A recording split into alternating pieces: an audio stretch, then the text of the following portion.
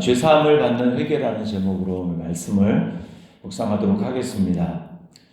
자, 오늘 세례 요한이 이제 세례 받으러 나오는 사람들에게 메시지를 전하고 있습니다. 3절에 보니까 죄사함을 받는 회개의 세례를 전파했다, 이렇게 이야기를 합니다.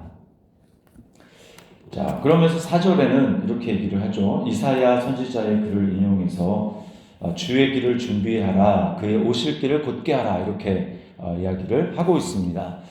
자, 예수님을 이제 초림하시는 예수님을 맞이할 그 준비를 하고, 또 우리에게는 어떻습니까? 우리는 이미 승천하신 예수님, 그리고 다시 오실 그 예수님을 기다리죠. 근데 원리는 똑같습니다.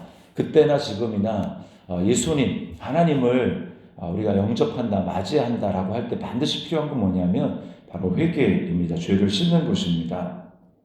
자, 그런데 그 죄를 씻는 그 오실 길을 곧게 한다, 여기 곧게 한다라고 하면서 5절에 보면 골짜기가 메워지고 또 산은 낮아지고 굽은 것이 고다지고 험한 길이 평탄하여진다, 이렇게 이야기를 합니다. 특별히 여기 평탄하여진다. 자, 이 당시에 황제가, 왕이 오는 그 길, 왕이 가는 그 길에는 미리 가서 이제 땅을 평평하게 합니다. 왕이 가는 이 말, 그리고 마차, 이것이 평안하게 갈 수 있도록 그 길을 미리 준비하는 것이죠. 제가 군대에 있을 때 이제 높은 부대의 지휘관이 이제 온다, 미리 예정이 되면, 그러면 이제 언제 온다라고 하면 그 전에 모든 이 부대원들이 동원돼서 이 평탄화 작업이라는 것을 합니다. 이렇게 뭐 울퉁불퉁하고 막 이런 데를 다 이제 삽으로 고르게 하고 평평하게 만듭니다. 그래서 이제 그 지휘관이 차를 타고 오면 막 차가 이렇게 꿀렁꿀렁거리고 이런 일이 없이 평평하게 올 수 있도록 그 길을 준비하는 것이죠. 만왕의 왕이신 하나님 예수 그리스도께서 메시아가 오실 그 길을 예배하는 것은 이렇게 우리 눈에 보는 땅, 그 땅을 평탄한 것이 아니라 마음의 길을 준비하는 것입니다. 자, 그렇게 할 때 비로소 어떤 일이 일어납니까? 5절에 모든 육체가 하나님의 구원하심을 보리라, 이렇게 이야기를 합니다. 모든 육체가 하나님의 구원하심을 보기 위해서 마음이 죄로부터 씻어지는 이런 회개가 필요하다라는 것이죠. 마태복음 5장의 8복 중에 하나가 마음이 청결한 자는 복이 있나니 그들이 하나님을 볼 것이며, 이렇게 말씀을 합니다. 마음이 청결한 것, 죄를 회개하고 돌이키고 깨끗함을 받아서 마음이 깨끗해진 사람이 하나님을 봅니다. 하나님의 구원을 경험할 수가 있는 거죠. 자, 그러면 회개라고 하는 것이 도대체 뭔가, 회개의 진정한 의미가 뭔가 라고 하는 것을 우리가 좀 살펴볼 필요가 있습니다. 자, 회개는 한마디로 말해서 그 유턴입니다. 방향 전환을 회개라고 말을 해요.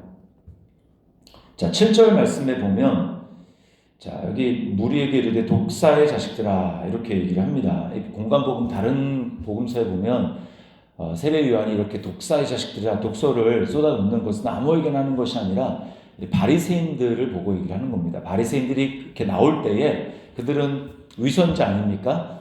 겉에만 깨끗해하고 마음 속을 씻지 않죠. 그래서 그들을 향해서 이야기를 하는 것입니다.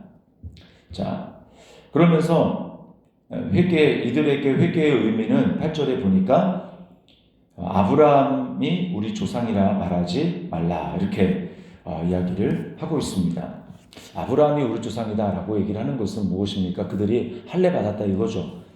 나에게는 할례의 표시가 있기 때문에 나는 의롭다, 이렇게 얘기를 하고, 이것은 하나님으로부터 난 것이 아니라 인간의 행위, 육체의 의를 가지고 하나님 앞에 나아가려고 하는 것입니다. 혈통의 의를 가지고 하나님 앞에 나아가려고 하는 것이죠. 내가 이렇게 할례를 행했으니, 할례는 율법을 전체를 다 대표하는 것이거든요. 그러니까 내가 할례를 행했으니, 나는 율법을 행했으니 이 행위의 의를 가지고 나는 하나님으로부터 죄 씻음을 받고 그렇게 할 수 있는 그런 자격이 있다라고 말을 하는 것입니다. 내가 의롭기 때문에 하나님은 나에게 복을 주실 의무가 있고 나는 복을 받을 권리가 있다, 이렇게 주장하는 것입니다. 이렇게 될 때 문제는 뭐냐면 하나님이 나에게 빚지게 되는 거예요. 하나님이 나에게. 그렇게 되면 은혜가 설 자리가 없어지게 됩니다.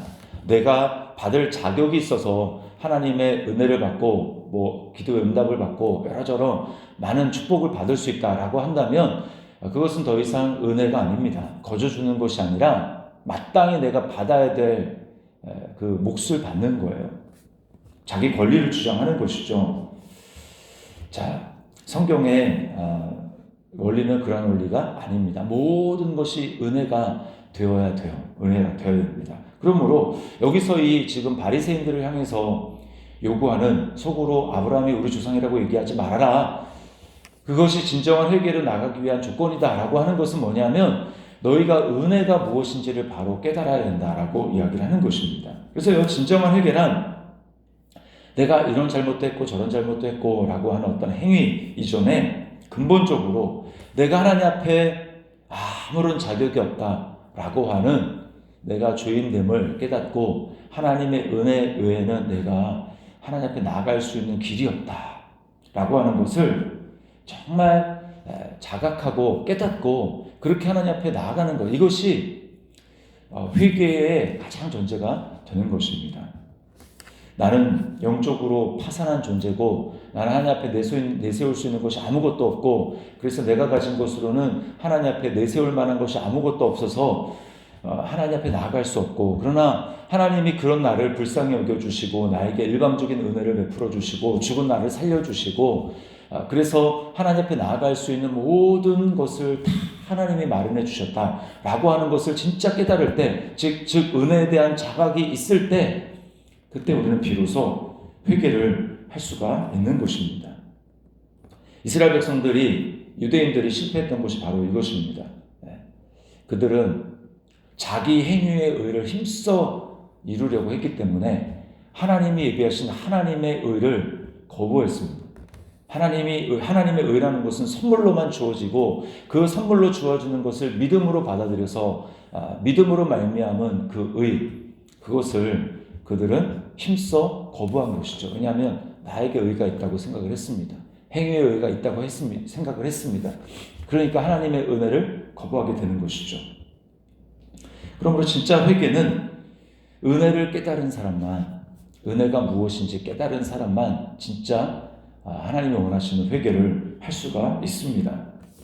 그래서요, 요한은 자기가 얘기하는 이 세례, 이것만 가지고 안 되고, 오늘 본문에는 그게 안 나타났는데요, 이 요한이 사람들에게 얘기하는 회개를 촉구하는 이 다른 이 사복음서, 세 개의 복음서를 보면 다 동일하게 요한이 자기 뒤에 오실 분을 소개를 합니다. 자기 오실 분. 왜냐하면 자기는 그냥 그 언저리까지밖에 안 가는 거고, 진짜 회개, 은혜에 대한 진짜 깨달음, 그것은 요한복음 1장에 보면 율법은 모세로 말미암아 주어진 것이고 은혜와 진리는 예수 그리스도로 말미암아 주어진 것이다, 이렇게 이야기를 합니다. 그러니까 은혜를 깨달아야 진짜 회개를 할 수 있는데 모세는 은혜를 줄 수 없단 말입니다.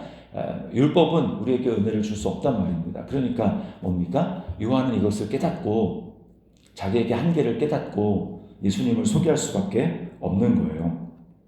내 뒤에 오시는 분이 있는데 나는 그분의 신발끈을 풀기조차도 감당할 수 없다. 즉 나는 그분의 종도 안 된다. 종감도 안 된다. 이 얘기죠. 나는 너희들에게 물로 세례를 주지만 그러나 내 뒤에 오시는 분은 너희에게 불과 성령으로 은혜를 베푸실 것이다. 즉 마음으로부터 내가 죄인이라는 것을 깨닫는 이 성령의 역사, 진짜 이 성령의 세례를 베풀어서 너희로 하여금 죄인인 것을 깨닫고 하나님의 은혜 없이는 안 되는구나 라고 하는 것을 깨달아서 그 하나님 앞에 무릎을 꿇고 마음으로부터 돌이키는 진정한 회개를 통해서 하나님 앞에 나아가는 것, 그러려면 너희는 나를 통해서 예수님께 나아야 된다라고 이야기를 하는 것입니다. 그래서 요한복음 1장 12절과 13절 말씀에 보면 영접하는 자, 곧 그 이름을 믿는 자들에게는 하나님의 자녀가 되는 권세를 주셨으니, 그 다음에 13절 그 다음에 이렇게 나옵니다. 이는 혈통으로나 육정으로나 사람의 뜻으로 말미암지 않고 오직 하나님에게서 난 자들이라. 이게 진짜 회개죠. 진짜 회개. 마음으로 돌이키는, 이것은 인간적인 것에 전혀 달려있지 않습니다. 진정한 회개는 거듭남으로부터 되는데 그것은 인간으로부터 나오는 게 아니라 하나님으로부터 나는 것입니다. 자, 그러면 회개의 방법은 무엇일까요? 회개의 방법. 자, 구체적인 죄의 고백이 있어야 합니다. 내가 그동안 주인 행세를 하고 내가 원하는 대로 그렇게 살았다라고 하는 그것에 대한 깨달음. 이게 진짜 죄구나.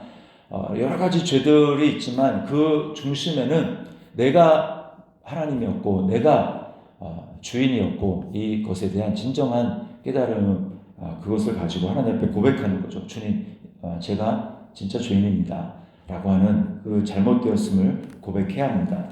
그리고 그뿐만 아니라 이렇게 생각할 때 우리가 뭐 거짓말하는 죄는 많이 짓지 않을 수 있어요. 그렇게 되면 매일 회개를 안 해야 될지도 모릅니다.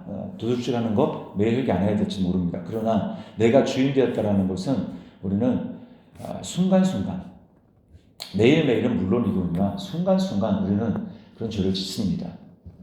어느 순간에 보면 내가 주인 된 자리에 딱 앉아 있습니다. 내가 하나님 되어 있습니다. 하나님 없이도 그냥 잘 살아갑니다. 은혜가 필요 없는 거죠. 하나님을 찾지 않는 거죠. 이게 뭡니까? 하나님과 독립해서 내 힘으로 살아가려는 내 주장을 펼치는 것이죠. 그러므로 그럴 때마다 우리가 이 내 안에 있는 정말 근본적인 이 죄성, 이것을 깨닫고 자주자주 고백하고 돌이키고 회개하는 것입니다. 그리고 또 어떻게 해야 됩니까? 죄의 용서를 확신하며 우리가 회개합니다. 죄의 용서. 우리 예수 그리스도 안에 있습니다. 우리는 그렇기 때문에 우리는 하나님의 자녀고요. 자녀라는 그 신분 때문에 그 안에 일평생 하나님이 우리를 죄 용서를 완전히 받아주시고 죄 용서를 하신다라는 그 약속이 거기 다 들어가 있는 거예요. 그러니까 깨닫고 그냥 고백하기만 하면 하나님이 다 용서해 주시는 것이죠. 그것을 확신해야 됩니다. 마귀는 끊임없이 우리로 하여금 어떤 감정에 치우치게 하고, 그래서 이제 내가 스스로 나에게 벌을 내리고 그렇게 해야 된다. 천주교가 그렇게 하죠.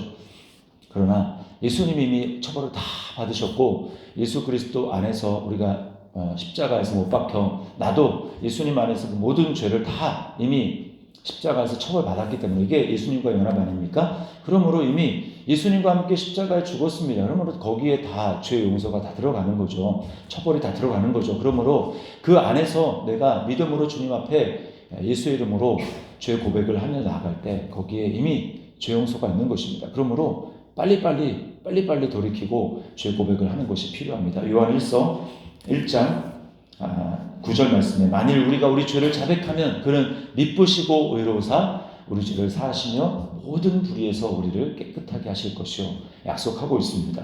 이 약속의 말씀대로 우리가 오늘 이 죄사함을 받는 회개, 이게 얼마나 큰 축복인 줄 모릅니다. 죄사함을 받는 회개, 이게 하나님 앞에 하나님의 큰 축복과 은혜, 그 사랑을 누리게 만드는 은혜고요.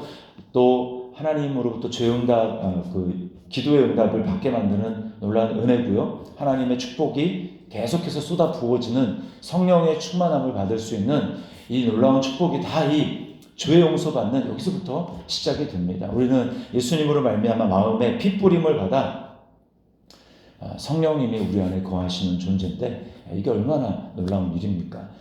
그러니 오늘 이 축복받은 것에 대해서 우리가 하나님 앞에 감사했으면 좋겠고, 이 죄 용서를 통해서 오늘도 빛 가운데 거하고 주님과의 교제와 사귐이 막힘없이 우리 안에 계시는 성령님이 우리 안에 충만하게 역사하심으로 오늘도 그 하나님의 뜻을 이루며 나아가는 우리 저와 여러분의 삶이 될 수 있기를 주님의 이름으로 축원합니다.